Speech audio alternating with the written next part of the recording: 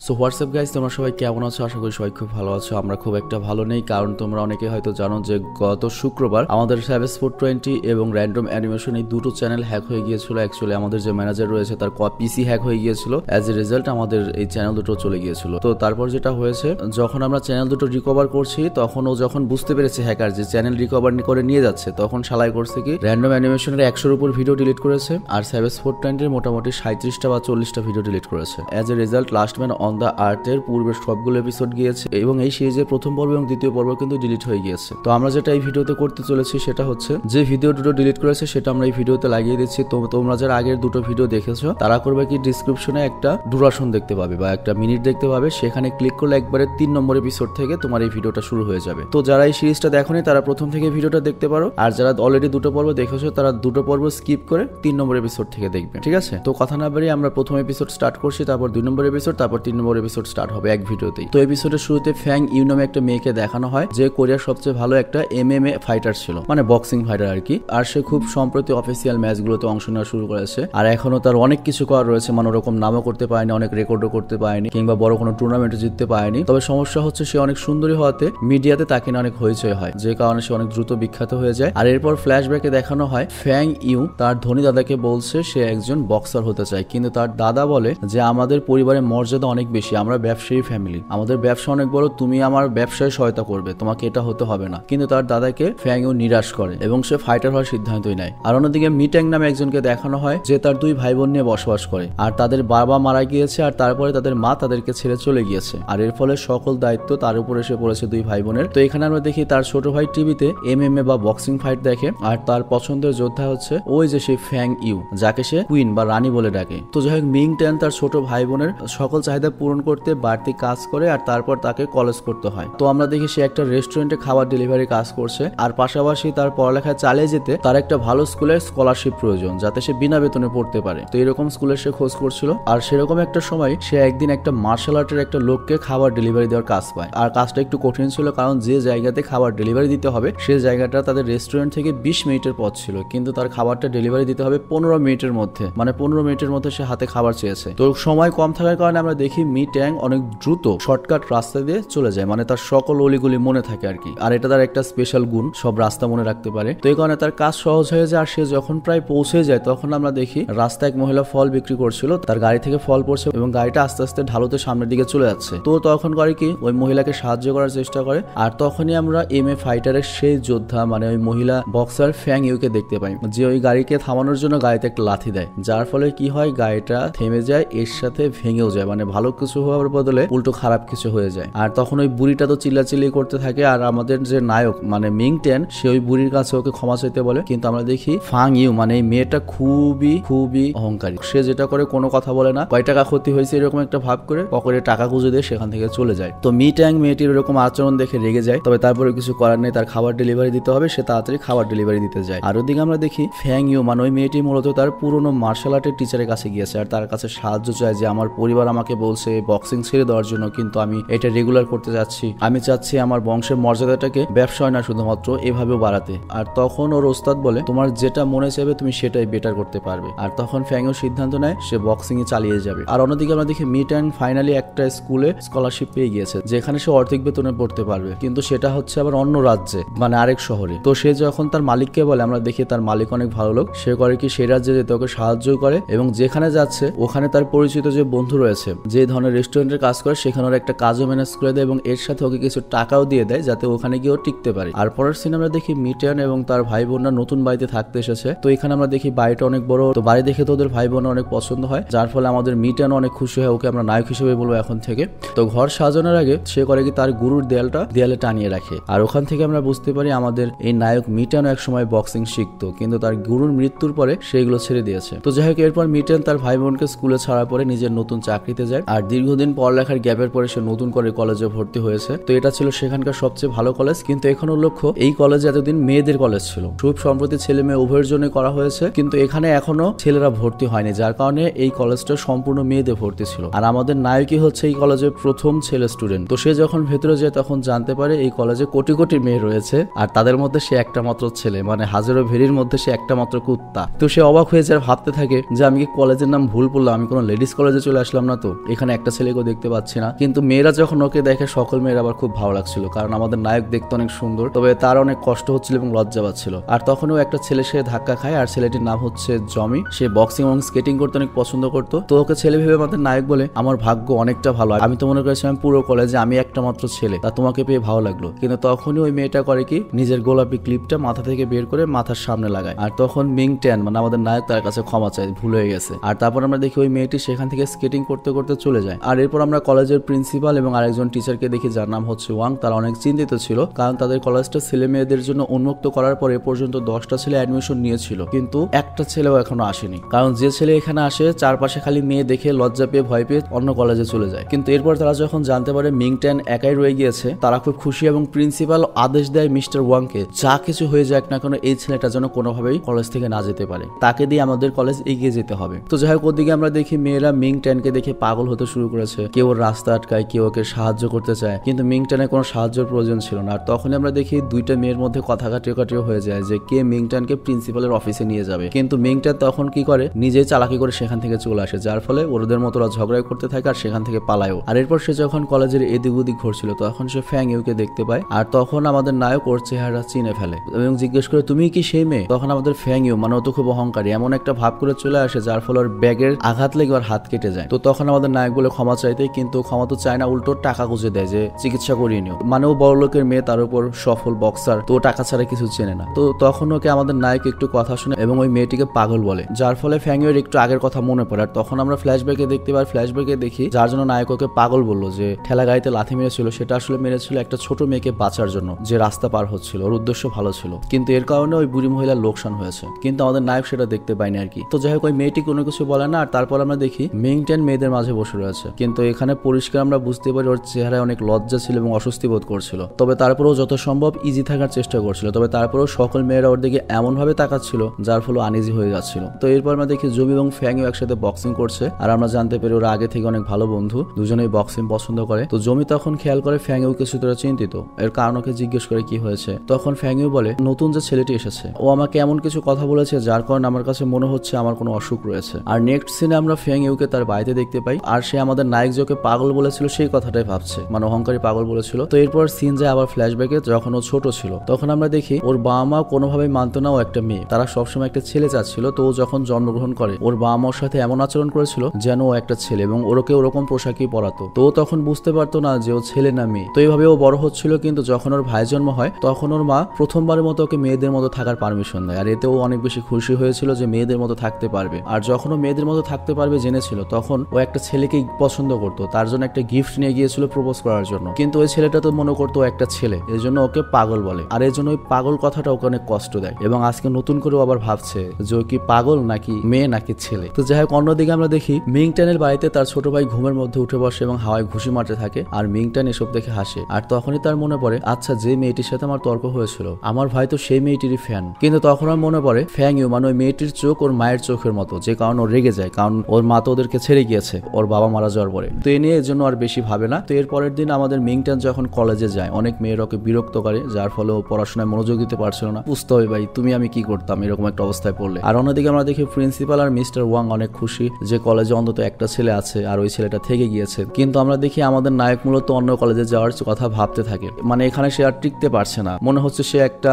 অচিন পৃথিবীতে রয়েছে। তো এর জন্য সে এমন একটা কলেজ খুঁজছিল যেখানে স্কলারশিপ কম দিক, বেতন বেশি নিক, সমস্যা নাই, কিন্তু আমি এখান থেকে যাব। কিন্তু এই কলেজে আমরা একটা স্পেশাল বিষয় দেখি, সেটা হচ্ছে এই কলেজে পড়ালেখা যাই করাক প্রত্যেকটা খেলার জন্য আলাদা আলাদা স্পোর্টস ক্লাব ছিল। মানে এখানকার পোলাপানরা পড়ালেখার চেয়ে ক্লাবের সময় বেশি কাটাতো এবং তাদের ক্লাবের স্কিল এবং খেলার যোগ্যতা অনেক বেশি ছিল, এবং তাদের সবার লক্ষ্য ছিল যাতে তারা জাতীয় এবং আন্তর্জাতিক পর্যায়ে তাদের অ্যাথলেটিক স্কিল দেখাতে পারে। যেমন কোনো মেয়ে বক্সিং করছে, কেউ জিমন্যাস্টিক। তো যাই হোক, এরপর মিং ট্যান যায় বক্সিং ক্লাবে, আর সেখানে জমি আর ফ্যাং ইউকে লড়াই করতে দেখে। জমি মানে হচ্ছে ওই মর্দা মেয়েটা। তো ফ্যাং ইউর লড়াইয়ের স্কিল দেখে আমাদের নায়ক অনেক অবাক হয়ে যায়, এবং তার কাছে মনে হয় ওর লড়াইয়ের কৌশলটা ওর একেবারে গুরুর মতো। আর তখন ওর মনে হয় হয়তো আমার গুরুর কাছ থেকেও কখনো বক্সিং শিখেছিল, তবে তারপর ওকে নিয়ে খুব বেশি ভাবে না। আবার ওদিকে মেয়েরা মিং ট্যানকে তাদের ক্লাবে যুক্ত হওয়ার জন্য জোর করতে থাকে, আর এই গোল্ডেন কালারের চুলের মেয়েটা ওকে একটু মনে হয় বেশি পছন্দ করে। তো যাই হোক, ওখানে মেয়েরা ঝগড়া লেগে যায়, আর ঝগড়ার কারণ হচ্ছে আমাদের নায়ক কার সাথে যুক্ত হবে, একটা মাত্র ছেলে, বুঝতে পারছো কি দাম। তো তখন ওদের কাছ থেকে ছাড়া পাওয়ার জন্য মিং ট্যান করে কি কারো ক্লাবে যুক্ত হয় না,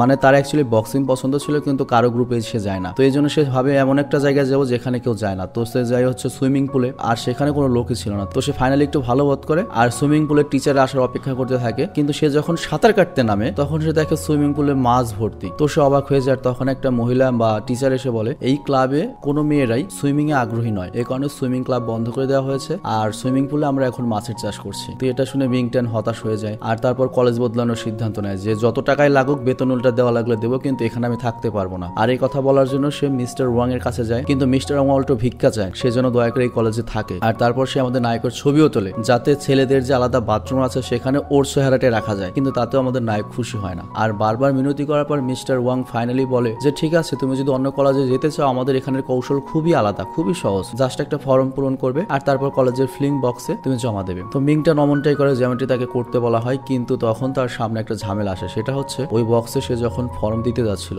তখন একটা মহিলাদের গ্রুপ আসে যারা জুডো করতো। তো তারা ওকে থামানোর চেষ্টা করে। মূলত কলেজের প্রিন্সিপাল এই মেয়েদের পাঠিয়েছে ওকে আটকানোর জন্য, যাতে ও বক্স পর্যন্ত পৌঁছাতে না পারে, ওই ফর্মটা জমা নিতে না পারে। কিন্তু আমরা দেখি আমাদের নায়ক অনেক সহজে ওদের হারিয়ে দেয়, কিন্তু তারপরেও সেখানে গিয়ে লাভ হয় না, কোনো বক্স পায় না, যার কারণে ও আবার মিস্টার ওয়াং এর কাছে আসে এবং ওয়াং আবারও রিকোয়েস্ট করে এই কলেজ তুমি ছিল না, তোমাকে আমরা পুরো বেতন মাফ করে দেবো, এমনকি তুমি যদি চাও তোমার যদি কলেজ থেকে কোনো লোন লাগে আমরা লোনও দেবো, তোমাকে 30 বছর সময় দেবো লোন শোধ করার জন্য, তোমাকে কোনো সুদও দিতে হবে না, মানে ফ্রিতে পড়াশোনা তো করবে, তারপর কলেজ থেকে উল্টো ওকে কিছু টাকাও দেবে। তো এরকম একটা অফার পাওয়ার পরে অনিচ্ছা সত্ত্বেও আমাদের নায়ক রাজি হয়ে যায়, আর কোনো উপায় তো নেই। তো এরপর আমরা দেখি মিং ট্যান যখন বাথরুমে কাপড় বদলাতে যায় তখন সে জানতে পারে সে ভুলবশত মেয়েদের বাথরুমে ঢুকে পড়েছে, আর গিয়েছে বক্সারের সামনে গিয়েছে, আর তখন সে কাপড় চেঞ্জ করছিল। তো তখন ওই মেয়ে বক্সার করে কি আমাদের নায়ককে লাথি মেরে মাটিতে ফেলে দেয়। আর এরপর আমরা দেখি জমি নামে ওই মেয়েটি ফ্যাংইউ আর আরেকটা মেয়ে আছে গোল্ডেন চুলওয়ালা টেকওয়ানোর নাম, ওরা করেছে কি আইসক্রিমের দোকানে দাঁড়িয়েছিল এবং তর্ক করছিল কোন আইসক্রিম খাবে, কোনটা স্বাদ ভালো। আর অন্যদিকে আমরা দেখি মিংটেন খাবার ডেলিভারি করতে গিয়েছে, মানে ওর তো পড়ালেখার পাশাপাশি কাজ করতে হয়। আর তখন দেখতে পাই কিছু ছেলে একটা ছোট বাচ্চাকে রাস্তায় বিরক্ত করছে, আর তখন ওই বাচ্চাটিকে ওখান থেকে পালাতে সাহায্য করে, কিন্তু তখন ওই ছেলেরা ওকে ধরে ফেলে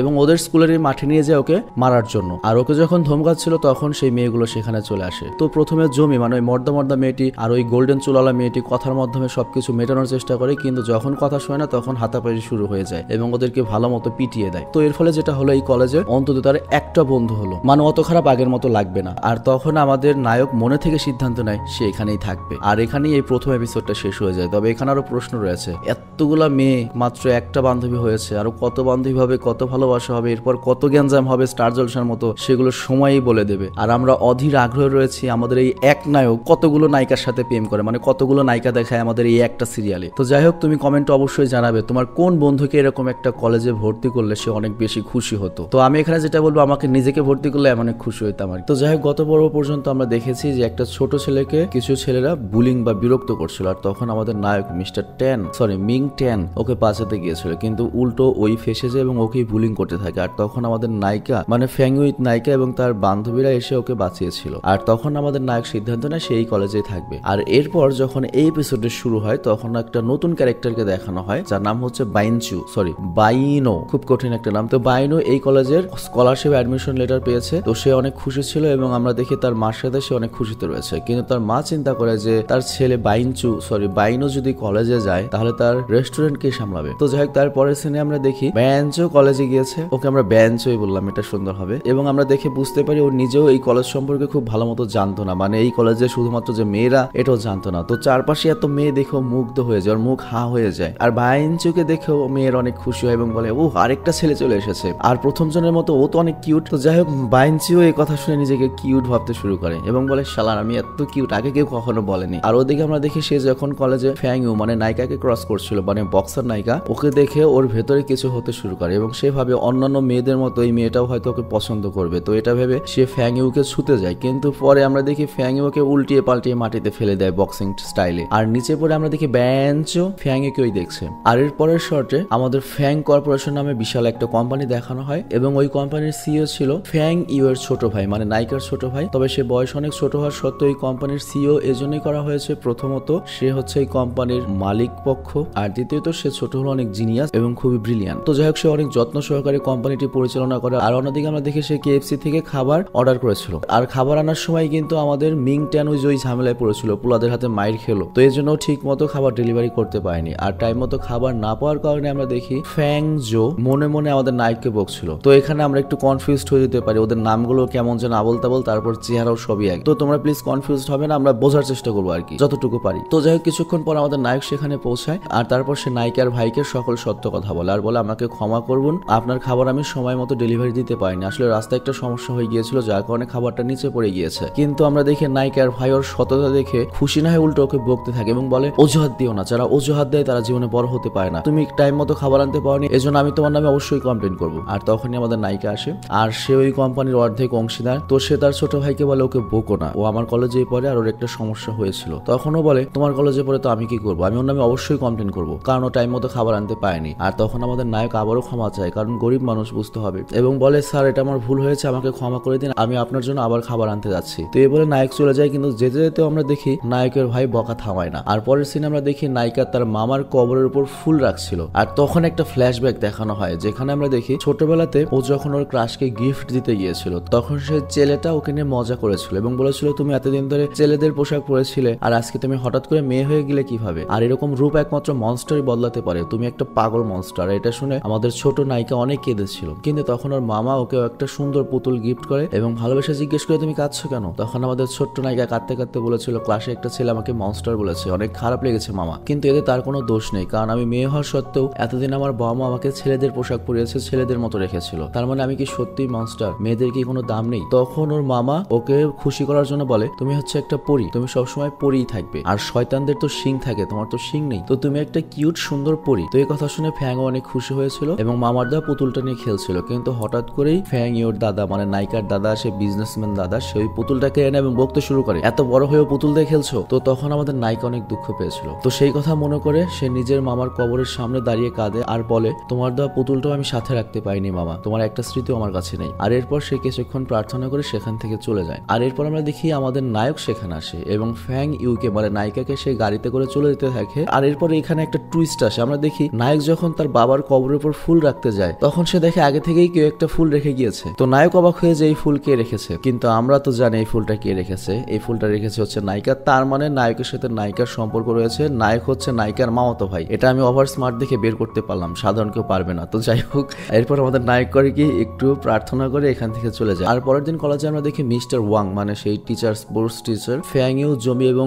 অন্য ক্লাসের মেয়ে মিয়া এবং মিং ট্যানকে ডেকে জিজ্ঞেস করে গতকাল যে লড়াই হয়েছে এ নিয়ে তোমাদের ব্যাপারে কমপ্লেন এসেছে, মানে ওই যে সেই মারামারিটা। তো মিস্টার ওয়াং তখন ওই তিনটা মেয়েকে বকা দিতে থাকে মারামারির জন্য, কিন্তু তখন আমাদের নায়ক বলে আমাকে ক্ষমা করে দিন, আসলে ওটা আমার জন্য হয়েছে, আমি মারামারিটা করেছি, শুধুমাত্র আমাকে পানিশমেন্ট দিন। আর এই কথা শুনে বাকি তিনটা মেয়ে তো অবাক হয়ে যায় যে এখনকার দিনে এরকম ভালো ছেলে আছে, কিন্তু তখন মিস্টার ওয়াং বলে তুমি অনেক ভালো ছেলে, আমরা এটা জানি, তার উপর তুমি কলেজে নতুন এসেছো এবং একমাত্র ছেলে, তো তুমি ওরকম হতেই পারো না, কিন্তু এই তিনজন খুব বাজে, তুমি ওদের চেনো না, ওরা লড়াই করেছে, ওদের নিয়ে রেগুলার কমপ্লেন আসে। কিন্তু আমাদের নায়ক তারপরেও বোঝায় যে সব দোষ আমার, আর তখন ওয়াং ঠান্ডা হয়। আর এরপর বলে কিছুদিন পর একটা টুর্নামেন্ট আসতে চলেছে, আমরা চাই সেই টুর্নামেন্টে তুমি ছেলে হিসেবে আমাদের পক্ষ থেকে অংশগ্রহণ করবে এবং টুর্নামেন্ট যেতে আমাদের কলেজের নাম রোশন করবে। তো ওই তিন মেয়েকে দায়িত্ব দেওয়া হয়, আমাদের নায়ককে জন্য ভালো মতো ট্রেনিং দেওয়া হয়। আর তখন আমরা দেখি মিয়া মানে যে এক ক্লাস মূলত সিনিয়র ওদের চেয়ে, কিন্তু বন্ধু এক ব্যাচের মতো মিশে, সে মিং টেনের হাত ধরে ফেলে আর বলে স্যার আমি একে ট্রেন করবো। মানে মিয়া মিং টেনকে পছন্দ করে, কিন্তু আমাদের মিং টেন মানে নায়ক মূলত একটা কাজের অজুহাত দিয়ে সেখান থেকে বেরিয়ে যায়। আর এরপর সুনহাও নামের একটা ছেলেকে দেখানো হয়, সে আবার অন্য কলেজের বক্সিং চ্যাম্পিয়ন ছিল, তাকে এই সিরিয়ালের ভিলেন বলা যেতে পারে। তো সে হয়েছে কি হাই স্কুলের একটা বক্সিং টুর্নামেন্টে প্রতিপক্ষকে 30 সেকেন্ডে নক আউট করে দিয়েছিল, এই জন্য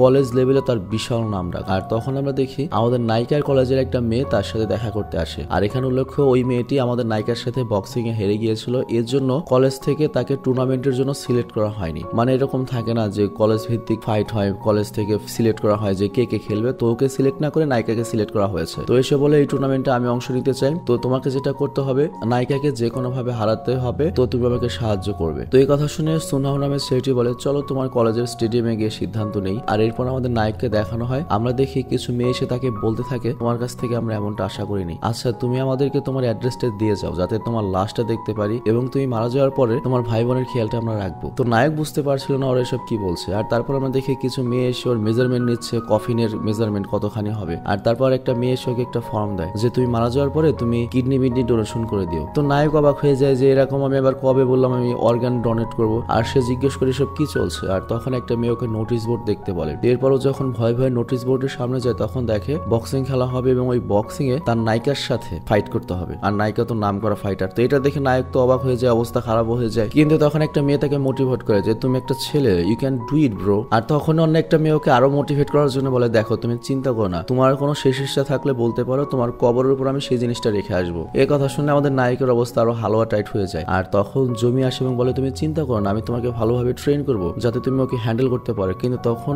আমাদের নায়ক বলে, ওকে দিদি। আর এই কথা বলে বাই বলে যখন চলে আসছিল তখন জমি বলে, তুমি দিদি কাকে বললে? আর এরপর নায়িকাকে দেখানো হয় যে একটা গাছের নিচে দাঁড়িয়ে কিছু ভাবছিল। আর এখানে আমরা দেখতে পাই নায়িকা কিন্তু সবসময় একটা অ্যাটিটিউডে থাকে, একে তো বড় লোক, তার উপর সুন্দরী, একটু ভাব নিয়ে থাকে। তো তার মনে যেটা হয়েছে, সে আমাদের নায়ককে দেখে একটু ক্রাশ খেয়েছে এবং যেদিন সে প্রথম দেখেছে সেদিনকে থেকে কেমন যেন ওর মনে শুধুমাত্র নায়ককে নিয়ে ভাবনা আসছে, কিন্তু ও চেষ্টা করছে যতটা সম্ভব ওকে নিয়ে না ভাবার জন্য এবং বলছে আমার ভেতরে ওকে নিয়ে কেন অনুভূতি আসছে। আর তখন সেখানে আমাদের নায়ক আসে এবং জিজ্ঞেস করে, তুমি আমাকে কেন তোমার প্রতিপক্ষ হিসেবে বেছে নিয়েছো? আমাকে কি ইজিলি হারিয়ে আমাকে অপমান করতে চাচ্ছ? তখন নায়িকা বলে, তুমি এটাকে অপমান কেন ভাবছো? এটা একটা কলেজের ট্রেডিশন, আর তুমি আমার সাথে লড়াই করার সময় তোমার একটা ট্রেনিং হবে, আর এর ফলে যেটা হবে, তুমি কলেজের একমাত্র পুরুষ, তো বাইরের কলেজের সাথে যখন ফাইট হবে পুরুষদের মধ্যে তখন তুমি তাকে ইজিলি হারাতে পারবে। কিন্তু তখন আমাদের নায়িকা বলে, বক্সিং সম্পর্কে না আমার কোনো ধারণা আছে, না আমার কোনো আগ্রহ আছে, আমি লড়াই করব না। কিন্তু নায়িকা তখন বলে, তুমি এই কলেজের একমাত্র ছেলে, তো কলেজের চ্যাম্পিয়নশিপে তোমার তো পার্টিসিপেট করতে হবে, হয় তুমি বক্সিং এ পার্টিসিপেট করো, আমার সাথে লড়াই করো, নয়তো এই কলেজ ছেড়ে চলে যাও। আর তখন নায়ক বলে, এবার আমি সত্যি এই কলেজ ছেড়ে দেবো। তো এটি বলে সেখান থেকে সে চলে যায়। তো এখানে আমরা দেখতে পাই নায়িকা যেটা চেয়েছিল তার উল্টো হয়। নায়িকা মূলত চেয়েছিল যে আমাদের নায়ককে ওর সাথে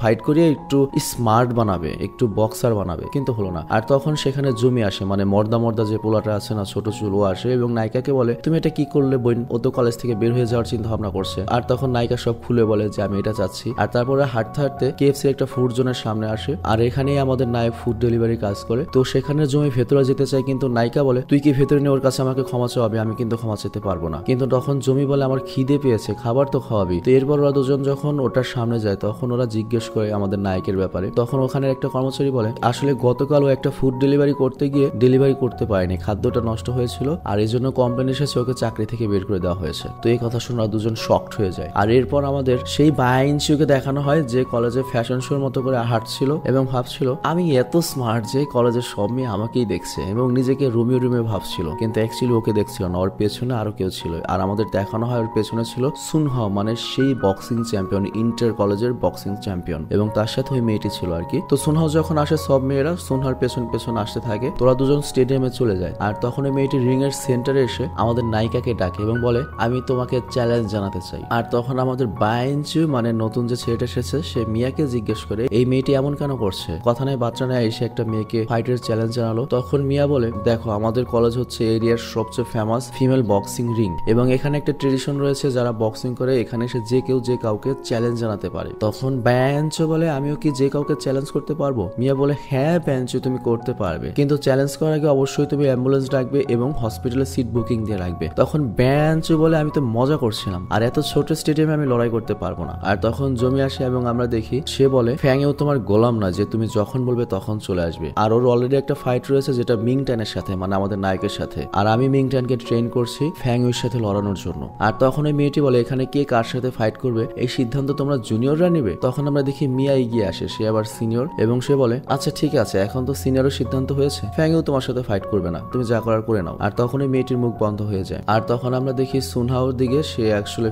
ভিতরে হাসছিল, মানে সুনহাও তো ছেলে, ওর তো কোনো প্রতিপক্ষ নেই এখানে। আর পরের সিনে আমরা দেখি নায়িকাকে দেখানো হয় যে আমাদের নায়িকার জন্য একটা সাইকেল কিনতে এসেছে, কারণ সেদিন ওই ঘটনার জন্য ওর সাইকেলটা ভেঙে গিয়েছে। তো নায়িকা নায়কের জন্য একটা দামি সাইকেল কিনতে চাচ্ছিল, কিন্তু তখনই ফোনে মিস্টার ওয়াং, মানে ওই স্পোর্টস টিচারের মেসেজ আসে। আর মেসেজে লেখা ছিল যে নায়ক এখনো আসেনি, আর ও ট্রেনিংও করেনি, আর তুমি কেন ওকে তোমার প্রতিপক্ষ হিসেবে বেছে নিয়েছো। কিন্তু আমাদের নায়িকা মেসেজ ইগনোর করে। আর তারপর আমরা দেখি ওয়াং আবার কল করে, কিন্তু তারপরও নায়িকা কল কেটে দেয়। আর অন্যদিকে আমাদের নায়ক একটা লেটার লিখে আর মিস্টার ওয়াং এর অফিসে যায় এবং বলে, আমি এই কলেজ ছেড়ে চলে যেতে চাই। তখন মিস্টার ওয়াং বলে, প্লিজ বাবজান তুমি এমন করো না, আমরা তোমার জন্য নতুন লকার রুম করেছি, ওয়াটার হিটার ফ্যাসিলিটি এনেছি, তোমার জন্য আমি আলাদা পায়খানা বানিয়েছি, মুতখানা বানিয়েছি, তুমি তারপর এখান থেকে চলে যেতে চাচ্ছ, তোমার সমস্যা কি? তখন আমাদের নায়ক বলে, আপনি আমার পারমিশন ছাড়া কেন আমার নাম টুর্নামেন্টে দিয়েছেন? তখন মিস্টার ওয়াং বলে, দেখো এতদিন আমাদের কলেজে কোনো ছেলে ছিল না, কিন্তু এখন একটা ছেলে আছে, আর ট্রেডিশন অনুযায়ী কলেজ লেভেলের যদি কোনো খেলা হয় সেখানে ছেলে হিসেবে তোমার তো ছেলেদের পক্ষে পার্টিসিপেট করতেই হবে, এটা তো নিয়ম। আর কোনো ছেলে থাকলে আমরা তাকে সিলেক্ট করতে পারতাম, তো তোমাকে নিজেকে ট্রেন করতে হবে, আর সেই হিসেবে তোমাকে ফ্যাংয়ের সাথে লড়াই করতেই হবে, মানে নায়িকার সাথে। আর তুমি যদি এটা নিয়ে ভয় পাও যে লোকজন তোমাকে নিয়ে হাসাহাসি করবো ওর কাছে মার খেলে, তাহলে আমি সর্বোচ্চ তোমার জন্য যেটা করতে পারি সেটা হচ্ছে স্পেশাল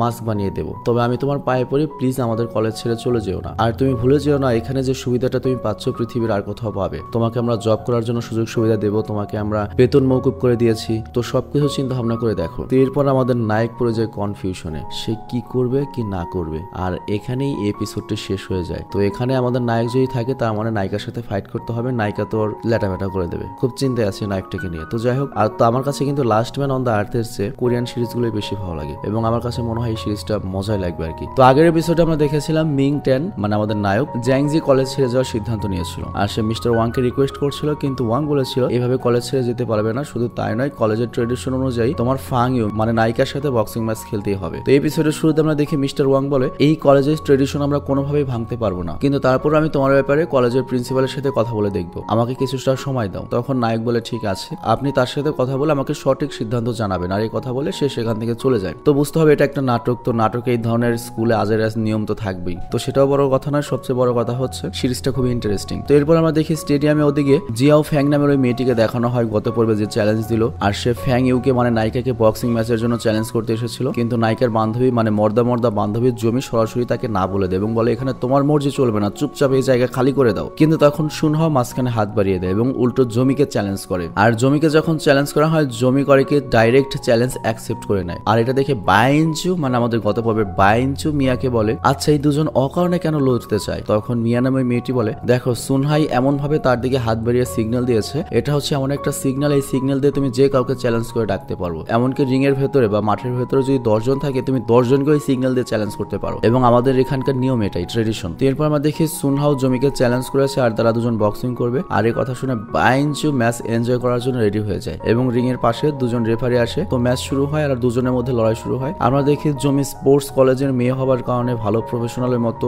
বক্সিং করছিল, কিন্তু বুঝতে হবে সুনহাও কিন্তু বক্সিং চ্যাম্পিয়ন। তো সে কি করে রাউন্ড শেষ হতে না হতেই জমিকে পুরোপুরি লক করে দেয় আর রেফারিও সুনহাওকে বিজয়ী ঘোষণা করে। আর এতে জমি রেগে যায় এবং সেখান থেকে চলে যায়। আর এরপর আমরা দেখি বাইনচু মিস্টার ওয়াং এর সাথে দেখা করে এবং বলে নেক্সট টুর্নামেন্টের ব্যাপারে আমি ডিটেলস জানতে চাই। তখন মিস্টার ওয়াং টেনশনে পড়ে যায়, তুমিও কি এই কলেজ ছেড়ে চলে যেতে চাচ্ছ নাকি এই টুর্নামেন্টের জন্য? ও বলে আরে না স্যার, এই কলেজ তো অনেক ভালো, খালি মাইয়া আর মাইয়া, আপনি যদি আমাকে পাশে লাথি মারেন তাও তো আমি এই কলেজ ছেড়ে চলে যাবো না, প্রশ্নই আসে না। আর তাছাড়া এত তো মেয়ে, এত সুযোগ সুবিধা, আমি কেন যাবো? আর তখন মিস্টার ওয়াং বলে ভেরি গুড, আমি তোমাকে পরবর্তী টুর্নামেন্টের ডিটেলস দিচ্ছি, ওই ম্যাচটা রিং এর ভেতরেই হবে। আর এখানে উল্লেখ্য আমরা যেহেতু স্পোর্টস কলেজ, আমাদের এখানে সকল মেয়েরাই এক্সপার্ট ফাইটার এবং তুমি একটা এক্সপার্ট ফাইটারের সাথে লড়াই করবে যেটা মিডিয়া কভার করবে এবং এই কম্পিটিশন এতটাই ফেমাস যে অলিম্পিকও মার খেয়ে যায় এবং এই লড়াই তুমি যদি জিততে পারো তোমার কপাল খুলে যাবে এবং লাখ লাখ ফ্যান ফলোয়ার পেয়ে যাবে, এমনকি কোটিও হতে পারে। আর এই কথা শুনে ব্যানচুর জোশ তো আকাশে উঠে যায়। মানে এই কলেজে যেটা হয় সব তো মেয়ে, মারামারি হলে হয় কি সেটা ফেসবুকে ভাইরাল হয়। তো যাই হোক, ও বলে আমি টুর্নামেন্টে অংশগ্রহণ করবো আর খুব কনফিডেন্স নিয়ে সেখান থেকে চলে যায়। আর এরপর আমরা দেখি মিস্টার ওয়াং থেকে ওয়ার্ন করে তুই যত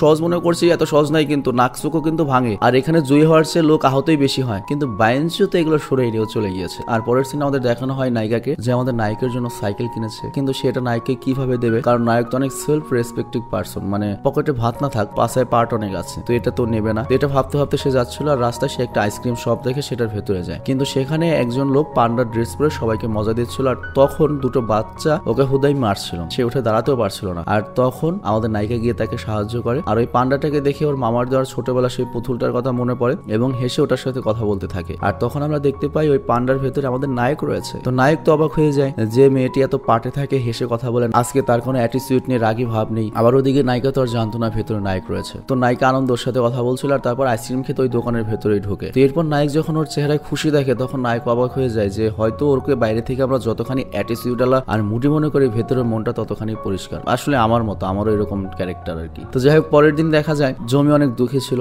আর সে তার বাবার দোকানে আসে আর তার বাবা তাকে বলে মনে হচ্ছে অনেকদিন পরে কারো কাছে মার খেয়েছিস, আমি তোর সাথে কি অবশ্যই দেখা করবো, ওকে থ্যাংক ইউ জানাবো। তখন জমি বলে বাবা তুমি চুপ করো, এ ব্যাপারে আর কথা বলবে না। আর তখন সুনহাও এই দোকানে আসে আর জমি তখন তাকে বলে তুমি এবার জিতে গিয়েছো তো কি হয়েছে, তোমাকে আমি অবশ্যই হারিয়ে দেবো। আর এই কথা শুনে সুনহাও হেসে সেখানে দাঁড়িয়ে থাকে। আর তখন জমির বাবা বুঝতে পারে যে এই প্লটে আমার মেয়েকে হারিয়েছে, তো সে জমির সাথে হাত বেরিয়ে হ্যান্ডশেক করে এবং অনেক ভালো ব্যবহার করে আর এটা দেখে জমি রেগে বাইরে চলে যায়। আর এরপর জমি নায়িকার মেসেজ পায় আর সে নায়িকার সাথে দেখা করতে যায়। তো নায়িকা বলে আমি মিং ট্যানের জন্য একটা সাইকেল কিনেছি, কিন্তু আমার ভয় করছে ওকে দেবো কিভাবে। আর তখন জমি ওখানে মজা করে এবং বলে ব্যাপারটা এত দূরে চলে গিয়েছে ম্যাডাম, ওকে এত দামে একটা এক্সপেন্সিভ সাইকেল দিচ্ছ, না সমস্যা নেই, কিনে যেহেতু ফেলেছো তাহলে এত দেরি করছো কেন। তখন নায়িকা বলে এরকম কিছু না, কিন্তু জমি বলে যাই হোক যেরকম কিছু হোক চলো ওর বাড়িতে যাবো। আর অন্যদিকে আমরা দেখি নায়ক মিয়ার সাথে বাড়ি ফিরছিল। অ্যাকচুয়ালি মিয়ার অনেক বড় ক্রাশ ছিল আমাদের নায়ক, আর সত্যি বলতে নায়ককে আমার কিন্তু অনেক কিউট লেগেছে। অ্যাকচুয়ালি হয়েছে কি এখানে মিয়া করেছে কি কোনোভাবে জানতে পেরেছে যে নায়ক একটা আইসক্রিম শপে কাজ করে, এই জন্য সোজাও আইসক্রিম শপে গিয়েছে এবং ছুটির সময় নায়কের সাথে নিয়ে চলে এসেছে। তো এরপর যখন ওরা বাড়ির সামনে আসে তখন দেখতে পাই আমরা যে নায়িকার জমি ওখানেই রয়েছে। তো মিয়া তখন ওদের দেখে করে কি তাড়াতাড়ি ওর ক্রাশের মানে নায়কের হাত ধরে ফেলে আর তারা দুজন বাড়ির ভেতরে যেতে থাকে। আর তখন জমি থামিয়ে দেয় এবং বলে, মিয়া যদি বাড়ির ভেতরে যেতে পারো, তোমার বান্ধবী হয়, তাহলে আমরাও তো তোমার বান্ধবী, আমরাও বাড়ির ভেতরে যেতে পারি। তখন নায়ক থামিয়ে দেয় সবাইকে এবং বলে, সরি আমার বাড়িটা অনেক ছোট এবং আমি অনেক গরিব, তোমরা ভেতরে গেলে অস্বস্তি ফিল করবে। আর তখন জমি কিছু বলতে যাচ্ছিল কিন্তু তখনই নায়কের ভাই বোন চলে আসে এবং নায়কের ভাই বোন যখন আসে তখন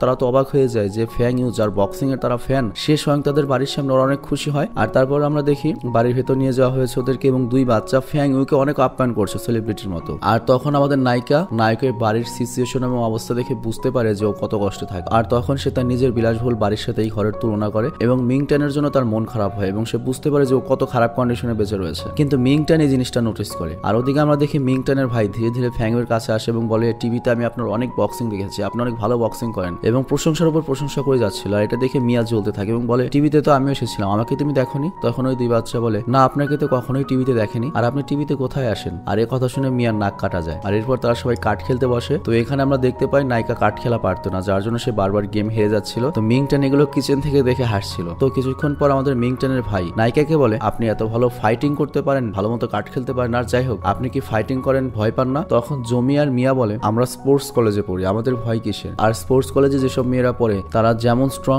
তেমন সাহসী, তারা কোনো কিছুতেই ভয় পায় না। কিন্তু দুর্ভাগ্যবশত তখনই একটা তেলাপোকা ওদের সামনে চলে আসে আর তিন মেয়ে ভয়ে চিকড়ে পারতে থাকে। আর তখন দুই বাচ্চা হাসতে হাসতে বলে, আপনারা না এত সাহসী, এত বক্সিং চ্যাম্পিয়ন, তেলাপোকা দেখে ভয় পান? আর আমরা দেখি আমাদের নায়িকা তো ভয় পেয়ে একেবারে নায়কের কোলে উঠে গিয়ে বসেছে। আর এটা দেখি মিয়া তো জ্বলে খাক হয়ে গিয়েছে যে ওকে কেন ধরলো। তো যাই হোক সে মিংটেনের উপরে চিৎকার করতে থাকে। আর ইতিমধ্যে আমরা দেখি মিংটেনের ভাই একটা গ্লাসের ডিব্বার মধ্যে তেলাপোকাটাকে ধরে ফেলে। আর ওদিকে আমরা দেখি মিংটেন নায়িকাকে নিচে নামিয়ে দেয়, মানে ছেড়ে দেয়। কিন্তু নায়িকাকে যখন ছাড়ে নায়িকা উঠেই নায়ককে বলে, কত বড় সাহস তুমি আমাকে টাচ করেছো? তখন নায়ক বলে, আমি তো তোমাকে ধরিনি, তুমি নিজেই তো আমার লাফিয়ে কোলে উঠেছিলে। তো ব্যাপারটা এখানে শেষ হয়ে যায়। এরপরের দৃশ্যে আমাদের দেখানো হয় তারা সবাই মিলে এখানে অনেক এনজয় করছে, কিন্তু সন্ধ্যা হয়ে গিয়েছে, যার যার মতো বাড়ি ফিরতে হবে। তো শেষে আমরা দেখি ফ্যাং ইউ মানে আমাদের নায়িকা নায়ককে বলে, ওই বদমাশদের কারণে তোমার সাইকেল ভেঙে গিয়েছিল, এর জন্য আমি তোমার জন্য নতুন একটা সাইকেল নিয়ে এসেছি। তো নায়ক তখন সাইকেল দেখে বলে, এটা তো অনেক দাবি মনে হচ্ছে, এটা আমি চাই না। কিন্তু নায়িকা তখন বলে, এটা কোনো ব্যাপার নয়, আর আমি তোমার সাথে বক্সিং খেলতে চেয়েছিলাম, তুমি সেটা কেন প্রত্যাখ্যান করেছো? আমি নিজে থেকে ইচ্ছে করে তোমাকে প্রতিপক্ষ বেছে নিয়েছিলাম। আসলে এই কলেজে কেউ আমার প্রতিপক্ষ হতে চাচ্ছিল না, কিন্তু তুমি দেখো, তুমি যদি আমার প্রতিপক্ষ হও, তুমি হারো জিতো সেটা বড় কথা নয়, তোমার অনেক কিছু শেখা হবে এবং তোমার প্রতি কলেজের রেসপেক্ট অনেক বাড়বে, পুরো কলেজ তোমাকে মাথায় উঠিয়ে রাখবে এবং আমি চাই সবাই তোমাকে সম্মান করুক, তোমার নাম হোক। আর এই জন্যই ট্রেনিং এর জন্য আমি তোমার নাম দিয়েছিলাম। আর এরপর মিংটন কিছুক্ষণ ভেবে বলে, আমাকে দিয়ে ফাইটিং হবে না। আর এতে নায়িকা রেগে যায় আর তারপর সেই দুই বাচ্চাকে বাই বলে বন্ধুদের সাথে চলে যায়। আর অন্যদিকে আমরা দেখি নায়ক সেই সাইকেলটা ছুঁয়ে দেখে আর তখন একটা ফ্ল্যাশব্যাক দেখতে পায় যে ছোটবেলায় মিংটেন তার মাস্টারের কাছে অনেক ভালোভাবে ট্রেন করছিল। আর আমরা জানতে পারি তার বাবাই তার মাস্টার ছিল এবং সে অনেক নামকরা বক্সার ছিল।